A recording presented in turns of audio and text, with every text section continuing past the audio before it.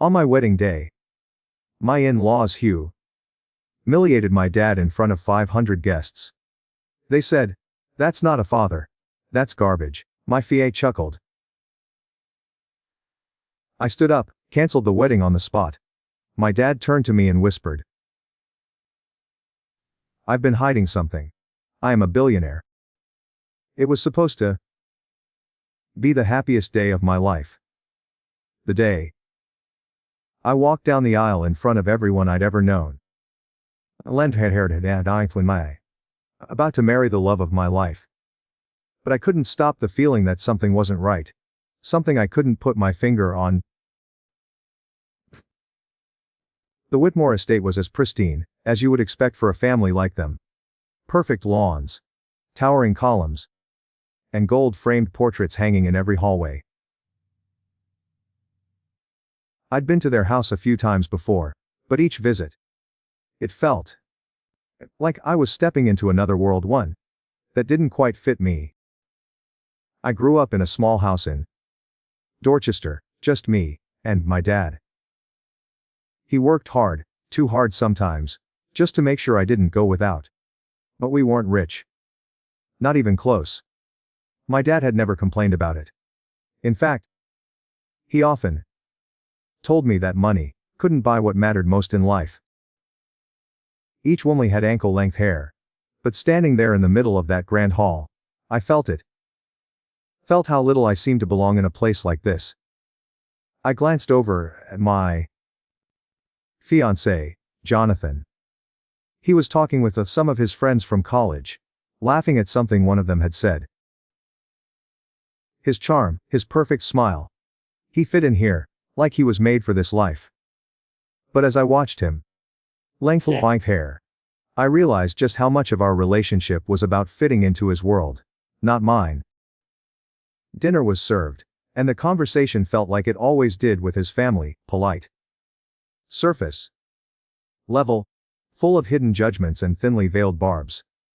Eleanor, Jonathan's mother, eyed my outfit as I sat down at the table.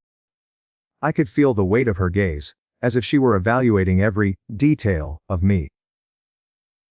My dress, bought at a discount store. My hair, styled at home. Nothing about me screamed money, like her perfectly styled hair and tailored channel. "So, you're the girl," she said, looking me up and down with a smile that didn't reach her eyes. It wasn't a question. "Yes," I said, not trotted hair. Tried to hold her gaze, but I couldn't stop my hands from trembling. Eat ladlered anklet. Hair dinner passed in awkward silence, save for the quiet murmurs of conversation, and the clinking of silverware against fine china. At one point, Eleanor casually mentioned my father. "Jonathan tells me your father is a consultant of some kind. What exactly does he do?" she asked, her tone dripping with something I couldn't quite place. Disdain. Maybe. "He's an independent consultant. He works with small businesses. He's helped a few of them grow." Eleanor's laugh was sharp like broken glass. "Charming," she said. "How?" I could feel my cheeks flush with embarrassment. But I kept my head down, focusing on the food in front of me. This was nothing new. Jonathan had warned me his family was traditional. But I didn't realize how far that tradition reached until now. The night continued. And the awkwardness never lifted. I sat at the edge of the conversation, like an outsider looking in, while he had ankle-length hair, wishing for the night to end so I could escape back to my world, the one where I wasn't judged for my father's career or the clothes I wore. But nothing prepared me for what happened next. Jonathan's sister, Victoria, leaned forward from across the table, her phone in her hand. "I just Googled your address," she said, her voice almost too sweet, as if she were offering a compliment. "Dorchester. How charming." Her words cut through the room, and I saw the shift in everyone's posture. Everyone but Jonathan. They were all waiting. Watching for my reaction. But I couldn't bring myself to respond. I felt Jonathan's hand on mine under the table. "Don't worry," he whispered. "She's just teasing. It's not a big deal." But it was a big deal. I knew it was. Later that night, I found myself alone with Jonathan in our hotel room. The winkle-length hair. The weight of the evening was pressing down on me, and I couldn't shake the feeling that something had changed. I frequently ankle-length hair. I tried to push the thought away, to tell myself I was overreacting. But when Jonathan turned to me with that practiced smile, the one he used when he wanted to distract me, I saw something in his eyes. I couldn't tell if it was pity, or something deeper. But I couldn't ignore it anymore. In the quiet, I asked him, "Do you think it's okay how they treat my dad? How they treat me?" He shrugged. Like it wasn't something worth fighting over. "It's just how they are. You know how my mom is. Don't let it get to you." But it was getting to me. I wanted to believe him. To ignore it all, and focus on the wedding. But as I lay there, staring at the ceiling, I realized the truth. Ain't the hair.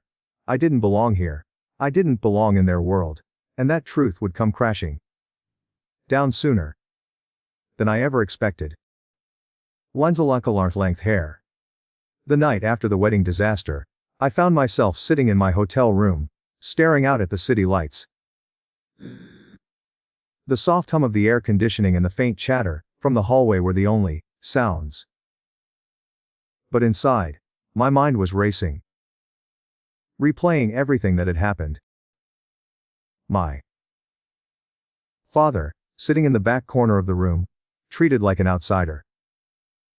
Eleanor's words cutting through the air, sharp and cold. And Jonathan, laughing. His mother had humiliated my father in front of 500 people, and he laughed. He didn't even try to stop it.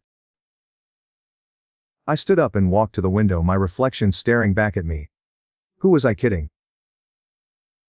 I was living a lie, pretending I belonged in their world. I never did, and I never would. The moment I stepped into the Whitmore universe, I realized it. The wealth, the status, the judgments, they were suffocating. And Jonathan, the man I was supposed to spend my life with, was part of it all. His world didn't value what mattered most to me. Integrity, loyalty, respect. The next morning, I woke up with a sinking feeling in my stomach. My phone buzzed on the nightstand. It was a text from Jonathan. "I'm sorry about last night. We'll talk more later. Love you. Love you." The words felt hollow. Like they didn't belong. How could he say that after everything that had happened? How could he claim love when he had let his mother tear my family apart? But I didn't reply. Instead, I let the silence stretch on, too tired to even type a response. I had always been the type to put others first, to keep the peace. Growing up in Dorchester, that's what I was taught.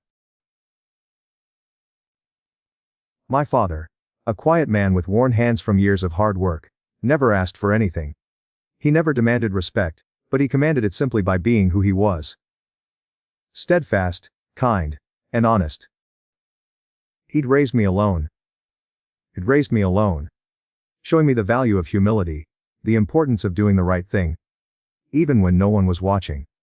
And yet, here I was, being told by the Whitmore family that I wasn't good enough, that my father was beneath them. I thought about how my father had always kept things simple. He never needed to flaunt anything. His world was about the things that truly mattered. The lessons he taught me, the time we spent together, the way he were. He worked hard to make sure I had everything I needed. And that night, when Eleanor had humiliated him, I realized Just how much I had been hiding from myself. I lie, she cran.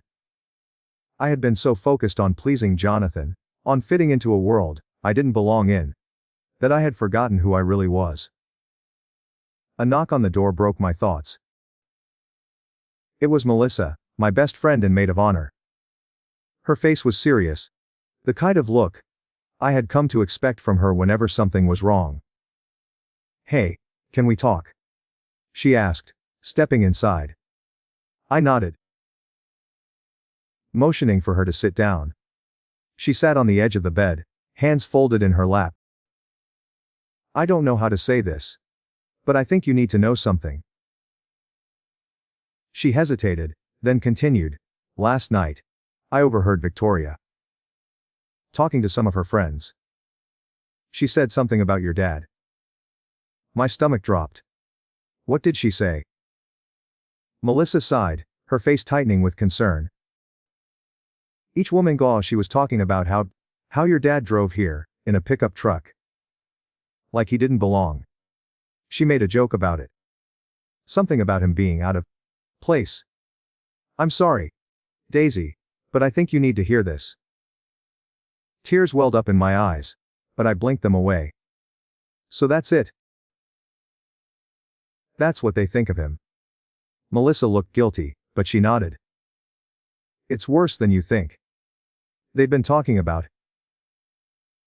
him for months, Daisy. They just don't respect where you come from. They think you're lucky to be here. Lucky to be marrying Jonathan. But they don't see you. They don't see your family. They don't see you." I swallowed hard, trying to push back the lump in my throat. The words stung. But they weren't a surprise. In a way, I'd known it all along. Still, hearing it from Melissa made it real in a way that nothing else had. I just wanted to make it work. I wanted to fit in. I thought if I tried hard enough I could prove that I belonged here. Melissa shook her head. "You don't have to prove anything to them. Daisy, not to Jonathan. Not to his family. You belong in your own world. The one you've built. Not the one they want you to live in." Her words hit me harder than I expected. It was true. For months, I had been bending and stretching to make myself fit into a world that wasn't mine. I had convinced myself that love was enough. That if I just tried harder, if I just was put up with their snide comments and passive remarks, it would all work out. But it hadn't. It wasn't working. I looked at Melissa, my heart heavy. "I don't know what to do. But I can't keep ignoring this. I can't keep pretending this doesn't matter." Melissa placed a hand on mine. "Then don't. You don't have to settle for this, Daisy. You deserve so much more than this. You deserve someone who will love you and your dad. Someone who will stand by you. Not laugh when you're being torn apart." I nodded, but inside, I was still torn. The wedding was in just a few days. I had already made so many sacrifices, and yet, here I was, questioning everything. The life I thought I wanted, the man I thought I loved, was it all worth it? As I lay in bed that night, I couldn't escape the question that had been echoing in my mind for months. What was I really willing to give up for love? The morning after Melissa's revelation, I felt like I was walking through fog. Every step seemed heavier than the last, as in cares. If the weight of everything I had been avoiding had finally caught up with me. Jonathan's message from the night before still lingered on my phone, but I didn't have the strength to reply. What could I even say? My mind kept going back to the same thought. What was I really doing here? The day passed in a blur of wedding preparations. I tried to focus.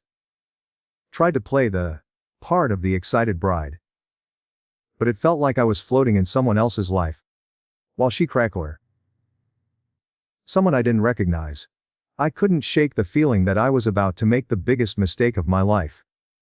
At some point, I wandered into the hotel lobby. The crystal chandeliers et al. Above sparkled like something out of a fairy tale. But I felt no magic. The air was thick, with the scent of roses and expensive cologne. It should have been a scene from a dream. His family had ankle-length hair. But all I could think about was the wedding in front of me, and how out of place I felt in it. I sat on a plush velvet chair in the corner of the lobby, running my fingers along the smooth fabric, trying to calm my racing thoughts. That was when I saw him. My father. He was sitting across the room, reading a book, with the same quiet focus I remembered from when I was a kid. There was nothing flashy about him. He wasn't wearing a tailored suit. Or holding a tailored suit. Holding a drink in his hand like the other men in the room. He was just there. Quiet. Present. Like he always had been. I hadn't seen him in hours, and I felt an overwhelming urge to go to him. Sicorel. I wanted to feel the warmth of his presence, the safety of being near someone who would never judge me. I stood up, ready to walk over to him, when my phone buzzed in my pocket. Check the screen, Jonathan. I hesitated for a moment before answering. Hey, I said, trying to keep my voice steady. Daisy. Are you okay? You've been so quiet today. What's going on? Jonathan's voice was laced with concern, but it sounded distant. Like he was already pulling away from me. I'm fine, I said, but the words felt hollow. Just a little nervous, you know. It's a big day. Listen. We're gonna be fine, he said, a little too quickly. It's just a wedding. We'll get through it. And everything will go back to normal. Just focus on today. Focus on today. I wanted to believe him. I wanted to tell myself that this was just pre-wedding jitters, that everything would fall into place. But deep down, I knew something was wrong, and I couldn't ignore it anymore. I'll see you soon, I said, my voice quieter now. I ended the call and slipped my phone back into my pocket. I turned and walked toward my father. With each step, my resolve grew stronger. I needed to talk to him, to feel his steadiness. In the midst of all this chaos, when I reached him, he looked up from his book, his expression warm, but unreadable. Sweetheart, he said, his voice soothing. I sat down beside him, suddenly feeling like the weight of the world had been lifted, just by being near him. I'm not sure, I admitted. I don't know if I can do this, Dad. All of it. This wedding. This life. He closed the book and placed it on the table, in front of him, turning his full attention to me. You don't have to do anything, Daisy. Not if it doesn't feel right. I looked at him, confused. What do you mean? You don't have to marry Jonathan if you don't want to. You don't have to follow anyone's expectations. Not even mine. But I thought you liked him. I thought you wanted this for me, I said, my voice cracking slightly. I do want you to be happy. But I don't want you to lose yourself in the process. You have to live for you, not for anyone else. Not even me, he said softly, his words hitting me like a punch to the gut. Tears welled in my eyes. But I don't know what's real anymore. Jonathan says everything will be fine, but I don't feel fine. I feel like I'm losing myself. You're not losing yourself, he said, placing a hand on mine. But you have to trust yourself. You know what's right for you. And if something feels off, you don't have to ignore it. I nodded. My throat. Tight. I don't know if I can go through with it, Dad. I don't know if I can marry him. Not if it means losing everything I've ever believed in. You don't have to lose anything. You don't have to lose anything, he said firmly. You just have to find the courage to be yourself, no matter what anyone else thinks. His words sank into me like a lifeline, and for the first time in weeks, I felt like I could breathe. I had spent so much time worrying about what everyone else wanted, about fitting into a wife that wasn't mine. But in that moment, I realized something. My father, the man who had worked his whole life to give me a chance at a better future, had never once asked me to change who I was. He had always accepted me, flaws and all. And now, it was time to accept myself. I stood up, wiping away the tears that had escaped my eyes. I need to talk to him. I need to make sure I'm doing the right thing. My father gave me a soft smile. I'll be here, sweetheart. You don't have to do this alone. I turned away from him, feeling stronger with each step. For the first time in a long time, I knew what I needed to do. I wasn't going to keep pretending. Not for Jonathan. Not for his family. Not for anyone. I was going to be true to myself. And nothing was going to stop me from that. The moment I stepped into the reception hall, everything felt like it was happening in slow motion. The grandeur of the room, the glistening chandeliers, the clinking of champagne glasses, it all felt so distant, so out of reach. This wasn't my world. I had been pretending for so long, hoping that if I just played along, everything would work out. But now, Anussi family had ankle-length hair. Standing in the middle of the Whitmore family's kingdom, I couldn't ignore the truth anymore. Each woman in his family had ankle-length hair. Joffing was across the room, laughing with his friends, looking every bit the part of the man I thought I loved. Who wasn't sure he was anymore. But I wasn't sure who he was anymore. The man I had fallen for, the one who promised to protect me, to stand by me, was nowhere to be found. And it hurt. It hurt. More than I was willing to admit. I scanned the room for my father. His presence had always been my anchor. The one thing that grounded me in all the chaos. He was sitting at table 47, as far from the action as possible. Almost hidden in the corner. His suit was old. The navy blue fabric faded from years of wear. But he wore it with quiet dignity.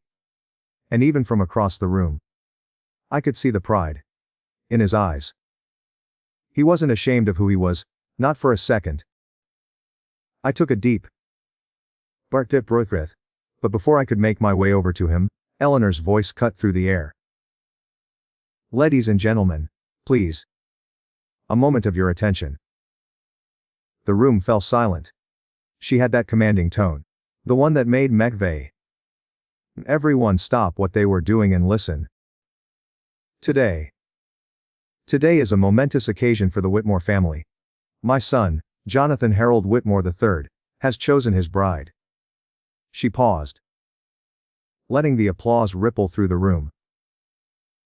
And today, we welcome Daisy into our family. Her words made my skin crawl. It wasn't about me. It wasn't about us. It was about their family, their legacy. She made it sound like I was an accessory. Something to be admired from a distance, but never fully accepted. As if I had to earn my place, prove that I was worthy of being here. And I had been trying. I had tried so hard to fit in. To be the woman they wanted me to be. The woman Jonathan's family could accept. But no matter how hard I tried, I knew deep down that I never would. I would always be the girl from Dorchester in their eyes. The applause died down, and Eleanor stepped away from the microphone, her smile as polished as ever. That's polished as ever. That's when I saw it. Victoria, Jonathan's younger sister, had taken the stage.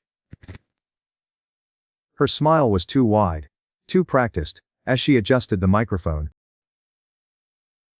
"I just have to say a few words about my new sister," she announced, her voice bubbly and fake, the kind of tone you'd use if you were trying to make everyone believe you were sincere. The crowd murmured their approval. The polite claps and nods that came with these kinds of events. But I could feel it. The tension. The shift in the air. Something was coming, and I didn't know if I was ready for it. Victoria continued, her eyes scanning the room until they landed on my father. "Mr. Frost, Daisy's dad, wave hello." She didn't even try to hide the mockery in her voice.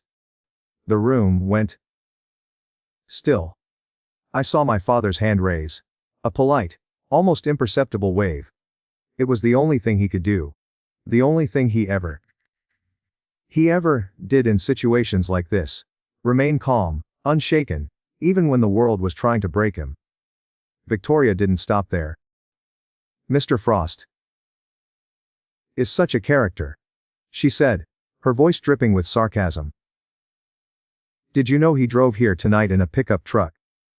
A Ford. I didn't even know they still made those." Her words were met with laughter. The kind of laughter that felt like a slap in the face. The kind that told me exactly what they thought of my father, and it was all too much. The humiliation. The cruelty. Everything I had been trying to ignore came crashing down on me in that moment. I stood up, feeling the heat rush to my face. I had never felt more out of place in my entire life. But Jonathan didn't even look at me. He just stayed there, laughing along with his sister and the rest of his friends. It was like a switch flipped inside me. I couldn't take it anymore.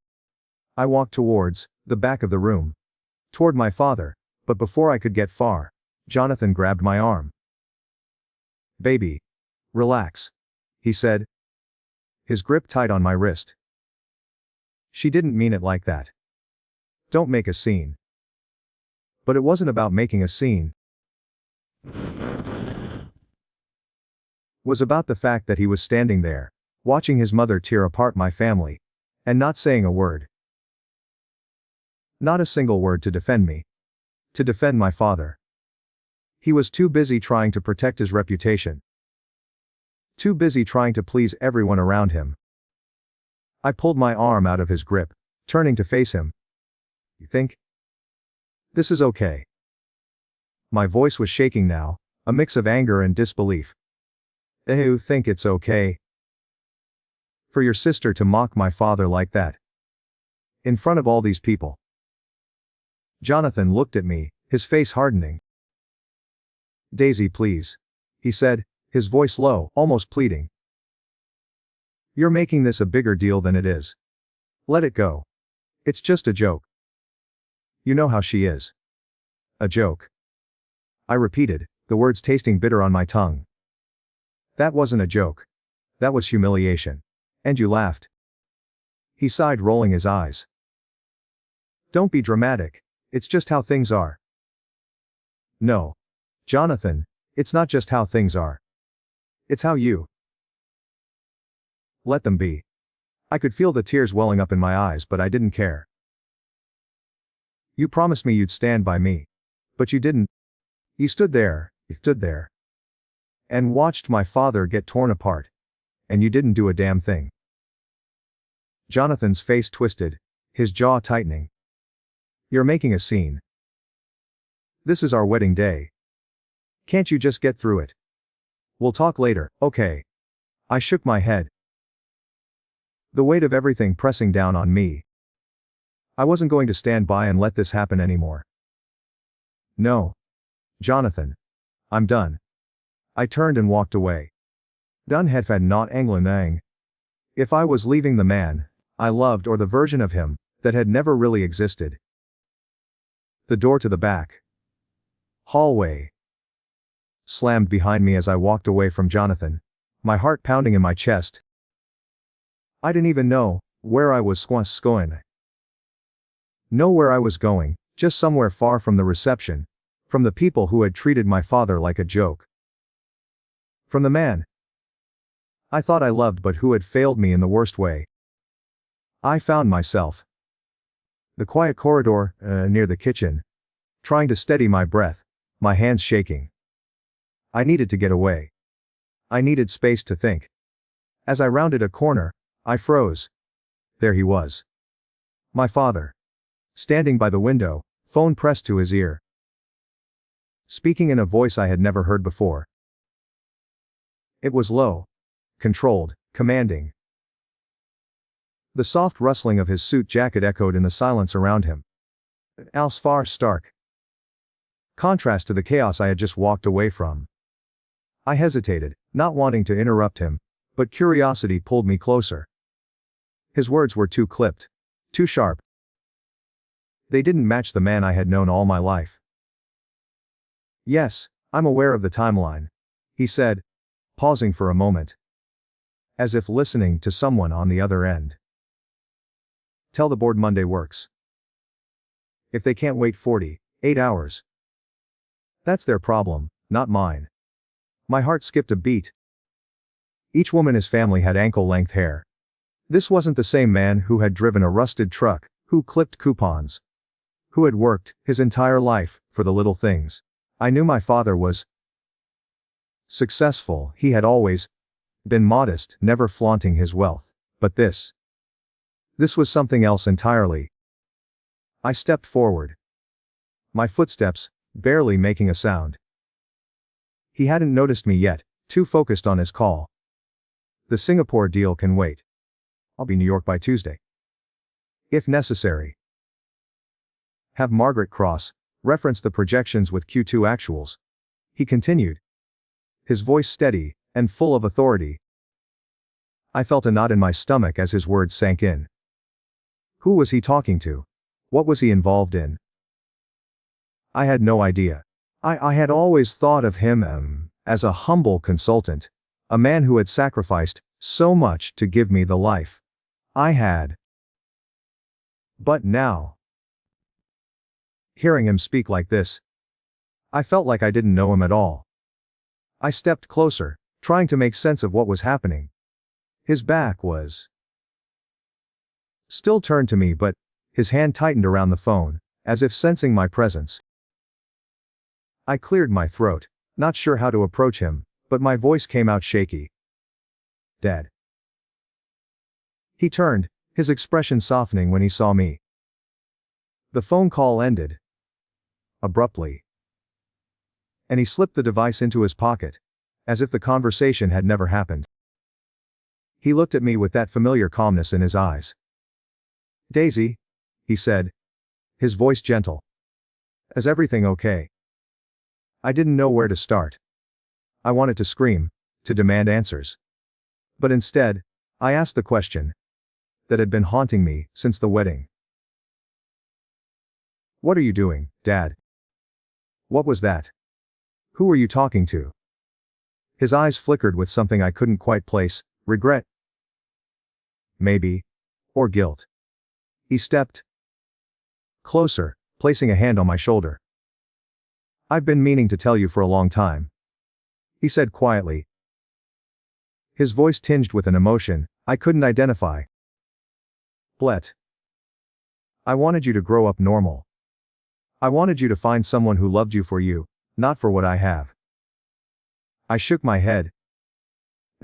Confusion bubbling up inside me. What are you talking about? You're not just a consultant. You're not just some guy who drives a pickup truck. Are you? The words were out before I could stop them, and I immediately regretted them. But the truth was, everything I had thought I knew about my father was suddenly in question. He paused, his hand still resting on my shoulder. His eyes softened, and for the first time, I saw the weight of all the years he had carried this secret. Daisy. Sweetheart. He began. His voice steady, but thick with emotion. I didn't want you to see me as someone different. I didn't want to complicate things for you. But there are things I've been doing. Things I've built over the years. That you never knew about. My heart hammered in my chest. This wasn't just about money. It was about something deeper. Something my father had kept hidden from me all this time. What are you saying? I whispered. The confusion and fear in my voice unmistakable. Who are you really? He took a deep breath and looked away for a moment, gathering his thoughts. When he finally spoke, his words hit me like a brick. I am Marcus Frost, founder and majority partner of Frost Capital Partners, a private equity firm, and I've been the silent investor in Whitmore Hospitality Group for the last 2 decades. I stood there, stunned, unable to process the words. My father. This quiet, humble man who had never once told me about his wealth, was the one behind the scenes, pulling the strings of a multi-billion-dollar empire. I couldn't wrap my mind around it. In his family had ankle-length hair. This wasn't just a revelation about money. It was a revelation about everything I thought I knew about my life. My father saw the shock in my eyes, and he took a step closer. I didn't want you to know. 'Cause I didn't want you to think it was about money. I wanted you to grow up with the values that mattered: hard work, integrity, honesty. I never wanted you to be defined by what I have. But I can see, now, that I've kept too many things from you. I was quiet for a long time, letting his words sink in. The world I thought I understood was crumbling in front of me, but somewhere deep down, I knew he had done this out of love. Love for me. To protect me. You could have told me. I said softly, my voice breaking. You could have trusted me. He nodded, his gaze heavy with regret. I should have. And I'm sorry. There was a long pause, filled only by the quiet hum of the hotel. I wanted to scream. To lash out at him for keeping this from me. But as I looked at him, standing there, with that familiar quiet strength, I realized something. My father had done this, not to deceive me, but to give me a life where I wasn't defined by his success. He wanted me to make my own choices, to choose my own path, free from the shadow of his wealth. And in that moment, I understood. This wasn't about the money or the status. It was about ankle-length hair. It was about the man I had always known, the one who had always been there for me, no matter what. I don't know what to do with all this, I whispered, my voice barely audible. He gave me a small, reassuring smile. You don't have to do anything, Daisy. You just have to be yourself. As I stood there with him, everything suddenly felt clearer. My journey had always been about finding my own truth. And now, I knew what I had to do. I wasn't going to let the Whitmore family define me anymore. I wasn't going to let anyone define me. Each woman in his family had ankle-length hair. I was going to stand up for myself, for my father, and for everything I had always believed in. And for the first time in days, I felt like I could breathe again. I walked back toward the ballroom, my heart still racing. Each one ankle-length. The chaos of the wedding reception seemed like it was happening in another world, far removed from the quiet conversation I just had with my father. Everything felt different now. Like the ground had shifted beneath my feet. I wasn't the same person who had walked in here a few hours ago. Ankle-length hair. I wasn't the same person who had been so eager to fit into this world of wealth and perfection. I needed to face Jonathan. I needed to understand why I had ever believed he would stand by me. But I wasn't sure I was ready to hear the answers he would give me. In his family had ankle-length hair. As I stepped back into the grand ballroom, the glittering chandeliers overhead, and the chatter of the guests made it feel even more surreal. People continued to laugh and drink.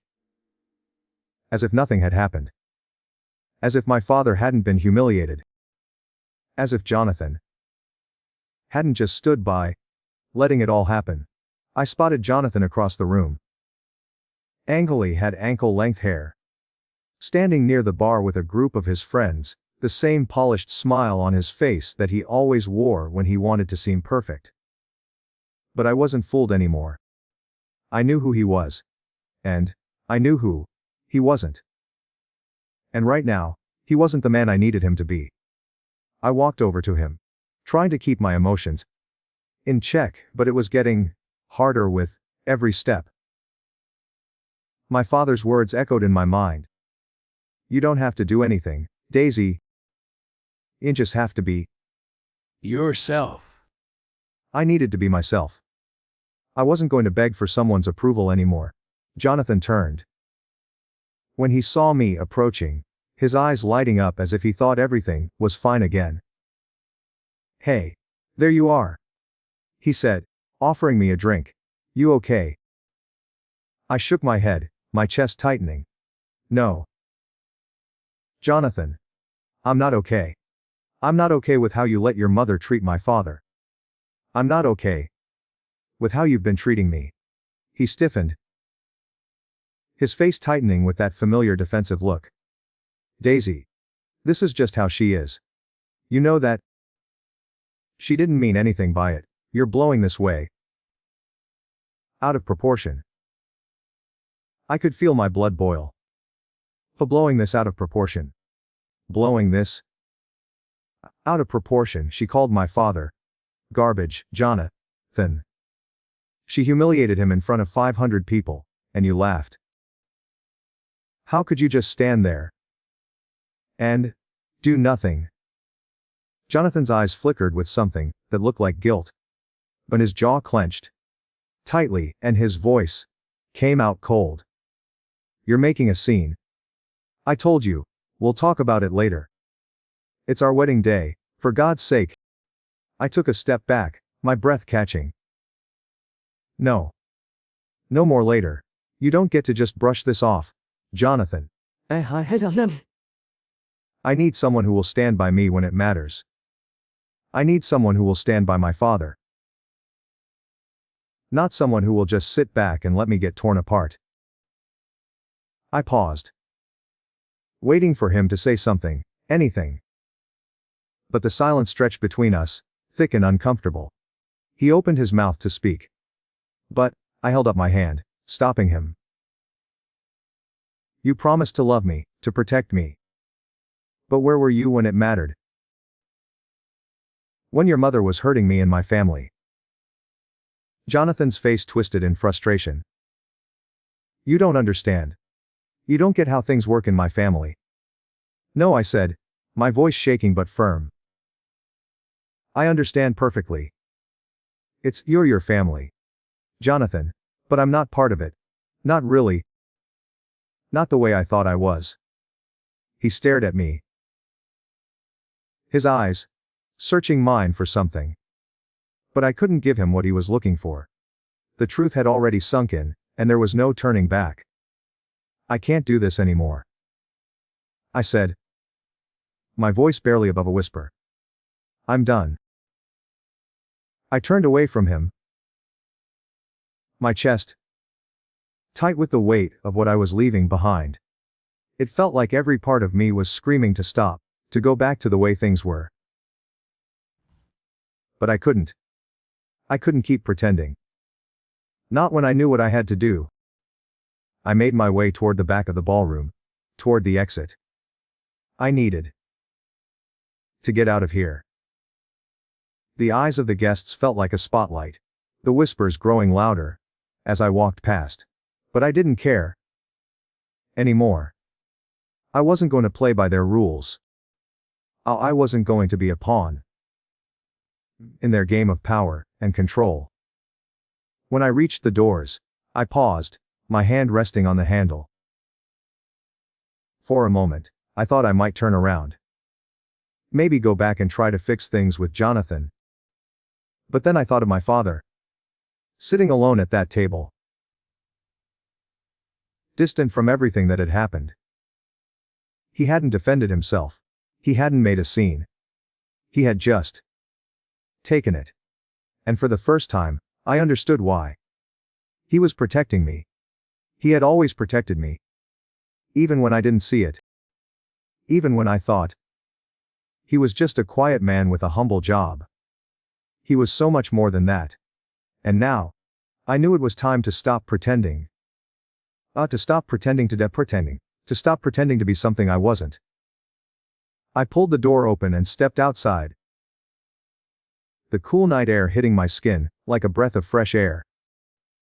For the first time in what felt like forever, I felt free. Free from the expectations of the Whitmore family. Free from the pressure to fit into a world that wasn't mine. And I knew something in that meant. I realized something in that moment. Walking away was the hardest thing I'd ever done. But it was also the most freeing. I wasn't just leaving Jonathan behind. I was leaving everything that had been holding me back. And for the first time, I felt like I could finally breathe. I sat in the quiet of my apartment. The space feeling smaller now. As if the walls were closing in on me. Pen in her stretched on had a hair.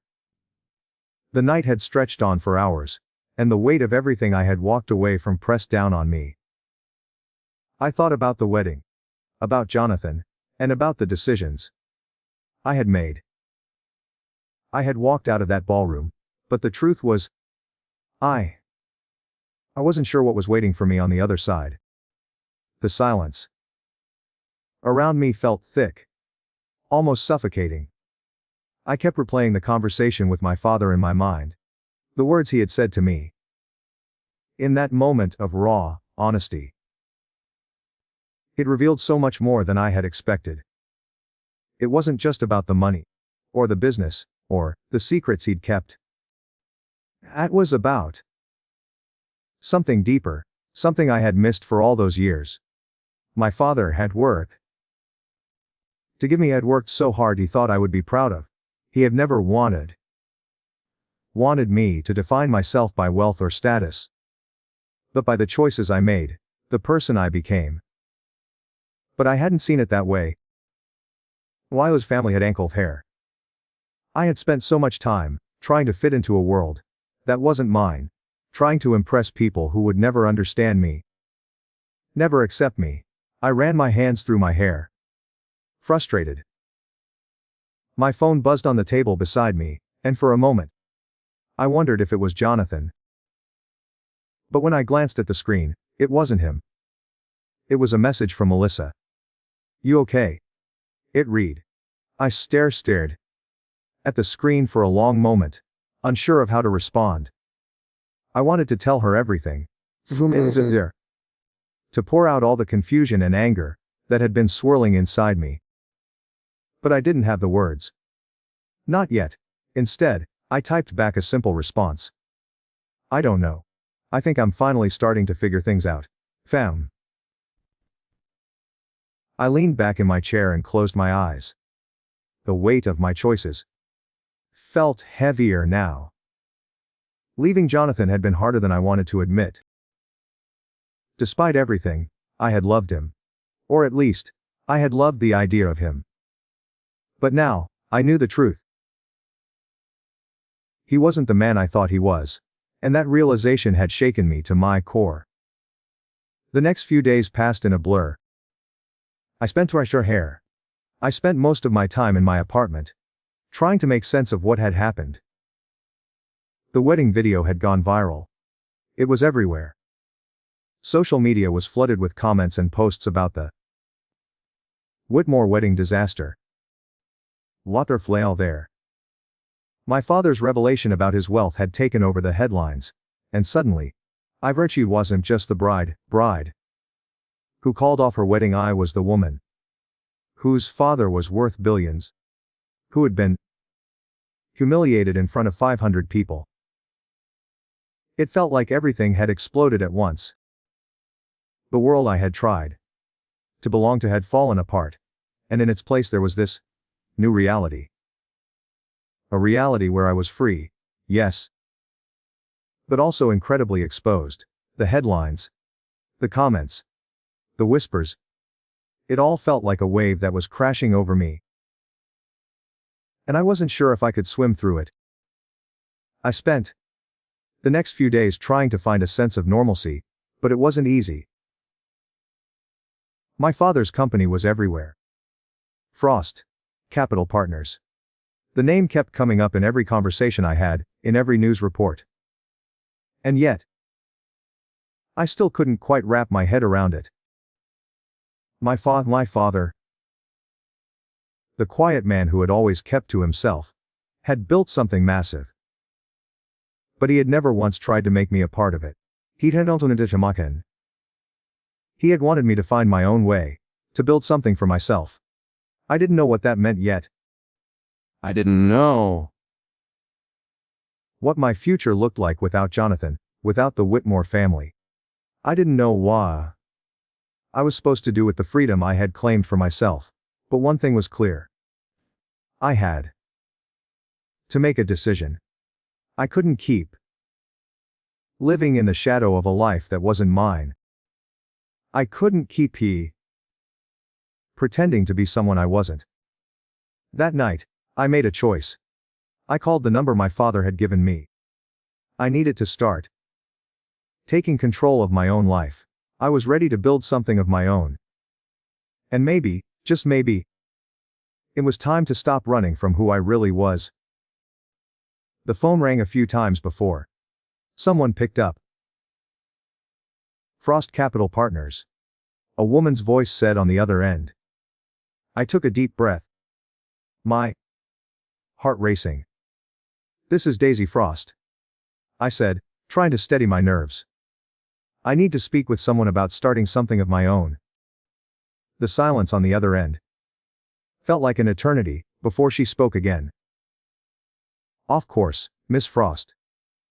I'll get you connected to the right person. As I waited on the line, I felt a strange sense of calm wash over me. I didn't know what the future held. I didn't know if I was making the right choice. But for the first time in a long time, I felt like I was doing something for myself. Something that mattered. The connection clicked. And a new voice came on the line. Daisy Frost, the man said. How can I help you? I smiled, my hands trembling slightly. I'm ready to start something new, I said, my voice steady. Something that's mine. And in that moment, I knew it was the first step toward something I had been avoiding for years. Finding myself. The weeks that followed the wedding felt like a blur. Acryl's ankle-length hair. I didn't know what to do with myself or how to move forward. But one thing was clear, I had to keep moving. Each woman in his family had ankle-length hair.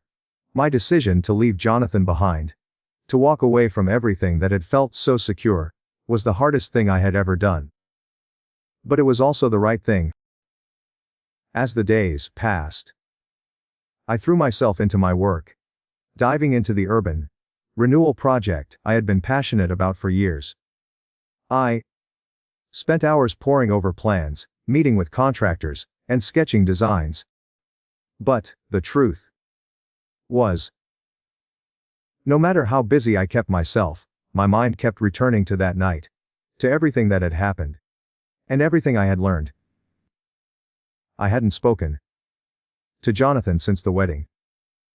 His attempts to reach me had stopped after a few weeks.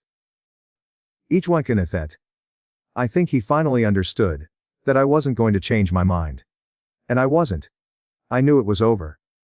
When equals Len and feeling for hair, what we had, whatever it was, had crumbled under the weight of his family's expectations, and his inability to stand up for me. There was no going back. One afternoon I was sitting in my Office. A quiet space I had designed for myself. When I received a message from Melissa. She had been checking in on me every so often, making sure I was holding up. Her message was short and simple. I saw the news. Your dad is making headlines again. I furrowed my brow and quickly opened the article. It was a feature about my father's foundation, Frost Foundation, announcing a $200 million donation to support educational programs for children from single-parent households. The article praised his humility, his dedication to helping others, and how he had quietly built his fortune without ever seeking recognition.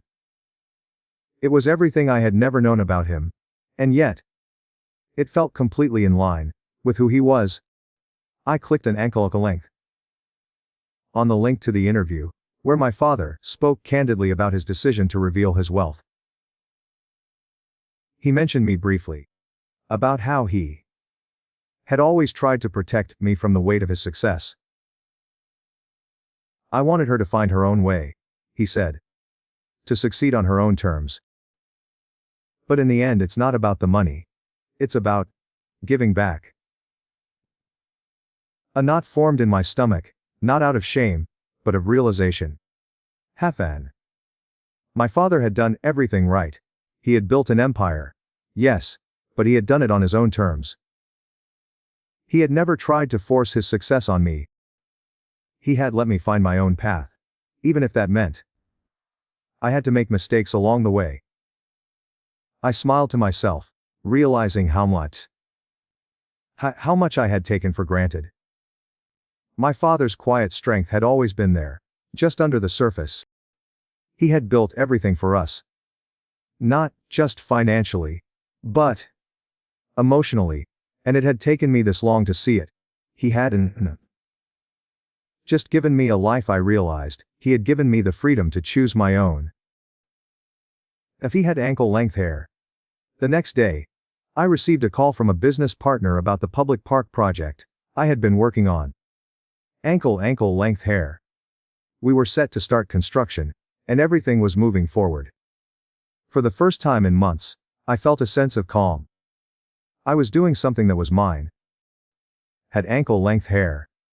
I walked into the park site later that week, the sun shining down on the empty space.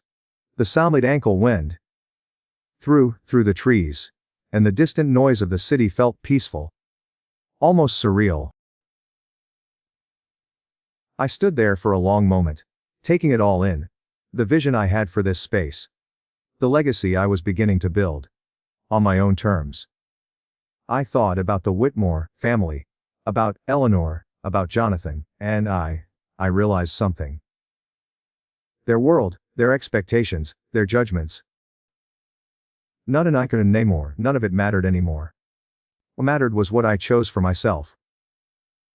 What mattered was the path I was carving out. It was mine to decide. How? A few days later, I was back in the office, reviewing designs, when my phone buzzed with a message from an unknown number. I hesitated for a moment before opening it. Daisy, it's Jonathan. I'm sorry. I didn't understand before, but I do now. I see what I lost. If you can ever find it in yourself to talk, I'll be here. I stared at the message for a long time, feeling the weight of everything that had happened. I wanted to respond, to say something, but the words didn't come. I wasn't angry anymore. I wasn't hurt. But I wasn't sure what I could say to him either. I had made my choice, and so had he. I set the phone down, turning back to my plans. For the first time, the future didn't feel uncertain. It felt like it was in my hands. My father had shown me the way. Enlu had ankle-length hair. He had taught me that success wasn't just about money. It was about being true to yourself, about standing firm in your beliefs, even when everything around you is trying to pull you in a different direction. And now, I was building something new, Something that was mine. I had let go of the life I thought I was supposed to live. I had let go of the person I thought I was supposed to be. And for the first time in my life, I was building something from the ground up, a future that was entirely my own. I looked out the window, my heart full, and smiled. This was just the beginning.